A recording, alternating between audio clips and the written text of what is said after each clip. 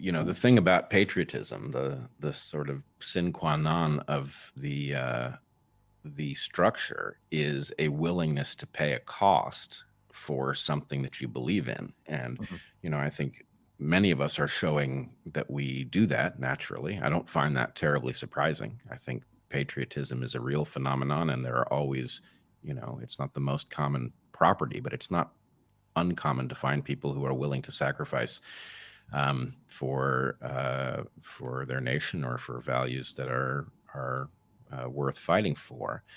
But the problem is, I mean, let's just. It's hard for me to make this point because I'm at the center of it. But Facebook has now tossed the president off their platform, right? Mm. That would be much easier to interpret generously if they hadn't also tossed me off their platform, right?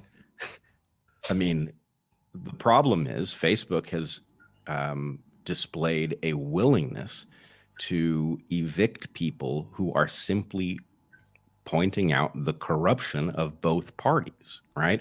And so, in effect, they have come out pro-corruption, Mm. and having done so, now they're throwing the president off reads in a particular way.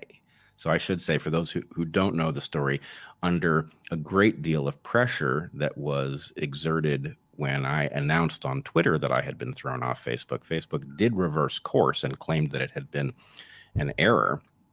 Nothing they said about the issue made any sense. But the point is, do you really want Facebook empowered to decide who is going to get to speak? And if you do, what do you think they will do with that power? One thing they will do is they will go after people who are non-ideological and non-partisan, right? Because they are fiercely partisan. We can't have partisans in charge of who gets to speak, even when there's somebody doing things which I think are genuinely troubling, which I would say is quite true of Trump, especially in recent weeks.